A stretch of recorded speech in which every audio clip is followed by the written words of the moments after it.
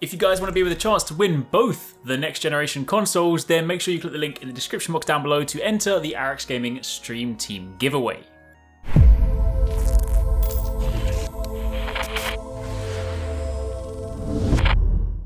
Yo, what's going on guys? HyperX here. Welcome back to another video for Cyberpunk 2077. It is crazy to think that at the time of watching this video, at the time of making this video, I can now say Cyberpunk is going to be out next week. I'm not trying to jinx it, but like, we're so close. If they were going to delay it, they would have had to have told us by now. So I think it's fair to say, next week, we're going to be playing Cyberpunk, which is crazy. So with that being said, incredibly exciting, so I thought I would round up some of the most recent information. Again, there have been lots of kind of things that have dropped in interviews, kind of developer commentary, things on Twitter, so I thought I'd kind of just do the roundup and give you a few more things you might want to know about this incredibly exciting game. So if you guys do enjoy this, then a like would be super appreciated. If you guys are looking forward to Cyberpunk content, then make sure you stick around because we'll have a ton of it for you on the channel next week. So, starting off with a couple of notes that came out of a recent shareholder call. This, of course, was with CEO Adam Kaczynski, also the president of CDPR. I apologise if I pronounced his name incorrectly. He mentioned that Keanu Reeves himself has been playing the game, which is, of course, no surprise. He's in the game, he's going to be playing it, but apparently he has not finished it. However, he is loving what he's playing so far.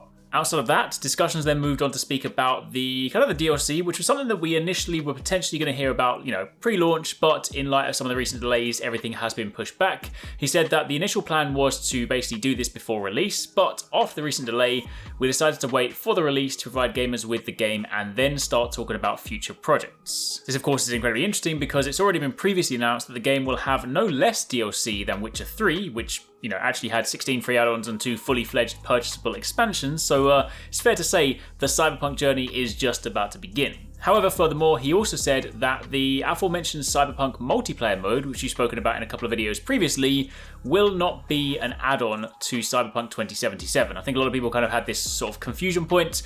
The multiplayer experience is going to be its own AAA release, and they're planning it as a standalone product. So effectively, if you don't want to play Cyberpunk or you don't play Cyberpunk, you can still play the multiplayer component if you so wish. They said it's a separate, dedicated production and a big production at that. So again, that is much further down the line, but just to kind of clarify that the experience you're going to be getting is the single player story Cyberpunk experience, and for those of you guys that want to sort of dive into multiplayer, that will be something separate much further down the line. Quite whether there'll be, and I imagine there probably would be, some kind of crossover where it's like, hey, you've got a Cyberpunk save file, so get a load of this cool stuff.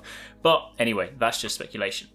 The call then went on to speak about bugs in the game. He said that in terms of bugs, we are well aware of them. Of course, such a big game can't just be bug-free. He said that's kind of obvious, but he said they do believe that the level of bugs are going to be as low as possible to, effectively hope that gamers don't see them or encounter them. And he said that fortunately, some of the bugs that were kind of extended from previous versions in general have been, already fixed. And he said that obviously that then means to say that gamers that, play the game on release day will, of course, get a better, final, more polished experience than, reviewers and previewers got in their previous hands-on time.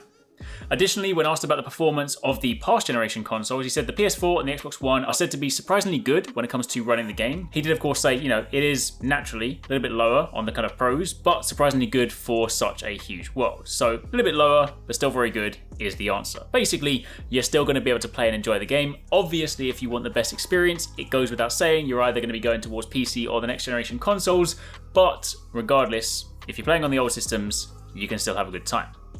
On the settings front, there was actually a comment that came from the QA lead, Lucas Babiel, and he said there will be, of course, a sensor mode to turn off nudity if that's something that you don't necessarily want to experience, or maybe you're making content and you just don't want to get banned by YouTube, then that's an option. He also tweeted that his current playtime is actually coming in at 175 hours. However, it isn't necessarily reflective of the length of the game or the story, as often people working on the game might need a lot more time to kind of log into it and, jump in, mess around, test things out. So I wouldn't necessarily say that is indicative of an average playthrough, but he's apparently sunk 175 hours into the game. So make of that what you will.